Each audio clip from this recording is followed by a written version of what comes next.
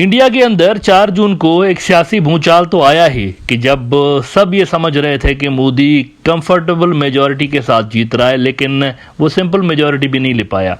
तो ये एक पॉलिटिकल भूचाल तो था ही, और साथ में उन्होंने अपने जो स्ट्रांग होल्ड्स थे हरियाणा और राजस्थान और यूपी, वहाँ पर भी तवक्को से बहुत कम सीटें ली।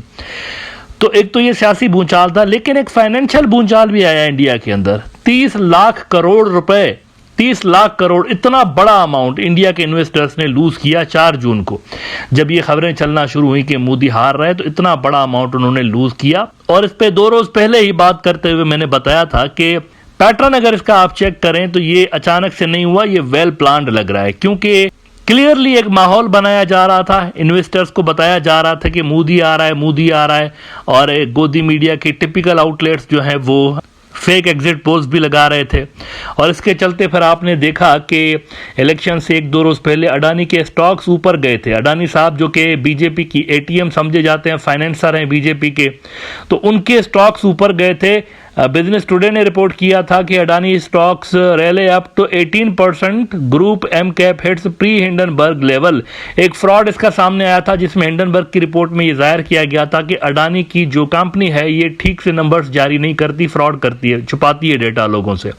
तो उसके बाद इसकी कंपनी के शेयर्स डाउन हो गए थे, लेकिन ये इतना बड़ा बूम इसने एक दिन में देखा कि 18% इसके जो वैल्यू है शेयर्स की वो बढ़ गई। इसकी वजह ये थी कि जो इन्वेस्टर्स पैसा लगाते हैं वो मीडिया रिपोर्ट्स के हवाले से भी पैसा लगा रहे होते हैं, और जनरल वेव क्या है मुल्क के अंदर उस हिसाब से भी पैसा लगाते हैं। तो उन्होंने ये समझ के पैसा लगाया अडानी के कंपनी के अंदर के मोदी आ रहा है, और चूंकि ये मोदी की कंपनी है, मोदी का फाइनेंसर है, बीजेपी का फाइनेंसर है, तो इसको ज्यादा ठेके मिलेंगे, ज्यादा इसको कॉन्ट्रैक्ट्स मिलेंगे, तो इसकी कंपनी के शेयर्स ऊपर जाने वाले हैं मोदी की जीत की वजह से। लेकिन हुआ ये कि 4 जून को मोदी तो सिंपल मेजॉरिटी नहीं ले पाया। एज अ रिजल्ट होता यह है कि 20% से ज्यादा, 25% जो अडानी की कंपनी के शेयर्स हैं वो ड्रॉप हो गए। एज अ रिजल्ट हुआ ये कि जिन्होंने महंगे दामों वो शेयर्स खरीदे थे वो बेचारे तबाह हो गए, डूब गए, उन सारों के सारे पैसे डूब गए। सीएनबीसी ने रिपोर्ट किया था कि India stocks tumble 5% to lead Asia markets lower on tighter than expected election race. Adani stocks rank 20%, ये 25% थे असल में, इन्होंने 20% लिखा है। अब इस इतने बड़े स्कैंडल के हवाले से आज एक बड़ी इंपॉर्टेंट डेवलपमेंट हुई है, उस पर मैं बात करना चाहूंगा। पहले आप जरा ये क्लिप देख लीजिए, छोटा सा कुछ सेकंड्स का मेरा क्लिप देखिए कि मैंने 2 दिन पहले क्या कहा था इस स्कैंडल के हवाले से। इतलात ये आ रही है नाजरीन, अंदर की बात बता रहा हूं आपको। बीच में मैंने अपने कबूतर को छुट्टी पे भेज दिया था, लेकिन इस बार मैंने कबूतर से पूछा, यार कबूतर जरा जाके पता कर ये हो क्या रहा है। बीजेपी की पोजीशन वीक है और ये टीवी वाले 400 सीटें दिलवा रहे हैं उनको, ये हो क्या रहा है। तो पता ये चला कि इंडिया के कुछ कॉर्पोरेट सेट हैं और उसमें नंबर 1 पे अडानी साहब हैं। उन्होंने पैसा खिलाया था सारे के सारे मीडिया को कि आपने ये करवाना है कि बीजेपी जीत रही है, बीजेपी जीत रही है, बीजेपी जीत रही है। इससे आइडिया ये था कि वो जो स्टॉक मार्केट है इंडिया की, उसमें एक झूठे किस्म का बूस्ट पैदा करना था, एक बबल क्रिएट करना था। उस बबल के नतीजे में होना यह था कि आर्टिफिशियली जो प्राइजेस हैं, प्रो बीजेपी जो फाइनेंसर्स हैं उनकी कंपनियों के जो शेयर्स हैं वो आर्टिफिशियली बूम होने थे। और इसकी वजह यह थी कि असल में इनको भी पता था कि बीजेपी मतलब अपने बलबूते पे गवर्नमेंट बनाने की पोजीशन में नहीं होगी, ये मोहताज होंगे, भिखारियों की तरह जाकर मुख्तलिफ पार्टियों के दरों पे भीख मांगेंगे कि हमारे साथ मिल जाए तो गवर्नमेंट बनाते हैं। नाउ आज ये हुआ है कि राहुल गांधी साहब ने प्रेस कॉन्फ्रेंस की। उस प्रेस कॉन्फ्रेंस के अंदर उन्होंने कहा कि जब ये लाखों करोड़ रुपए का स्कैंडल हुआ, उससे कुछ रोज पहले अमित शाह लोगों को कहता है कि आप स्टॉक्स खरीद लें, स्टॉक्स ऊपर जाने वाले हैं। अमित शाह ने लोगों को कहा, मोटिवेट किया कि खरीदो स्टॉक्स, स्टॉक मार्केट ऊपर जाने वाली है, मोदी आने वाला है, बड़ी मेजॉरिटी के साथ आने वाला है। उसके बाद मोदी रिपीटेडली कहता रहा स्टॉक खरीदो, स्टॉक खरीदो, मैं आ रहा हूं, आ रहा हूं, मैं आ रहा हूं, स्टॉक खरीदो। रिपीटेडली लोगों को मोटिवेट करता रहा। एज अ रिजल्ट लोगों ने लाखों करोड़ रुपए इन्वेस्ट किए स्टॉक मार्केट के अंदर।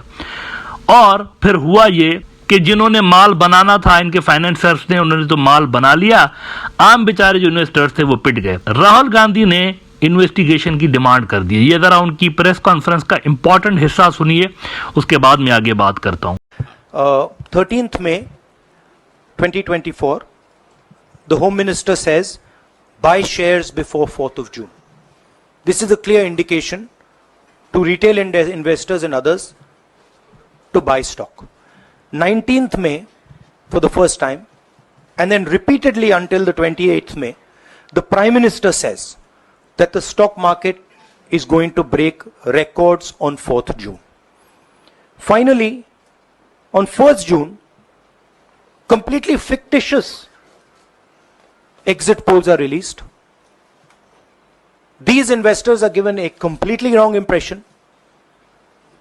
And on the 3rd of June, as we all know, the stock market breaks all records and then crashes on the 4th of June.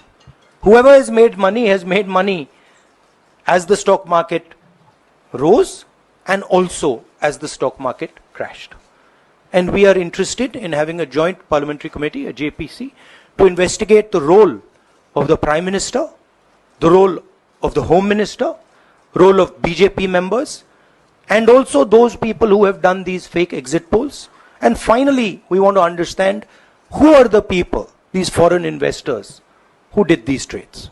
So we want an investigation for that.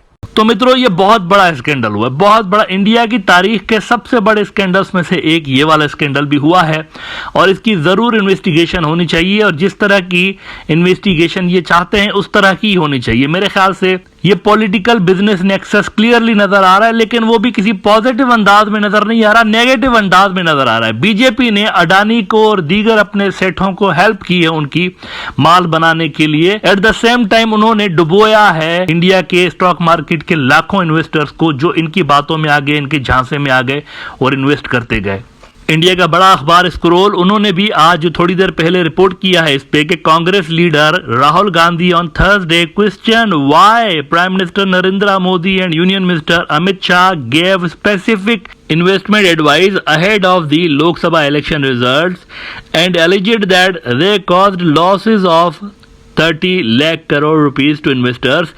Gandhi called for an investigation by a joint parliamentary committee into this biggest ever stock market scam. मेरे ख्याल से ये जाते जाते आखिरी जो term था मोदी सरकार का, जाते जाते ये लंबा हाथ मार के गए हैं। इनके जो इन्वेस्टर्स हैं, आखिरी छक्का जिसे कहते हैं, अगले टर्म में देखी जाएगी, इन्वेस्टिगेशंस, इंक्वायरियां होती रहेंगी, लेकिन जाते जाते इन्होंने सबसे बड़ा हाथ आखिरी दिनों में मार के गए हैं। 30 लाख करोड़ रुपए ये लोगों के लूट के गए हैं। सर्टेनली इसकी इन्वेस्टिगेशन होनी चाहिए और जो इफेक्टेड पार्टीज हैं उनके साथ इंसाफ होना चाहिए। जिन जिन के पैसे लूटे गए इस तरह से पॉलिटिकल बिजनेस नेक्सस के अंदर, उनके साथ इंसाफ होना चाहिए और उनको कंपनसेट यकीनी तौर पर किया जाना चाहिए।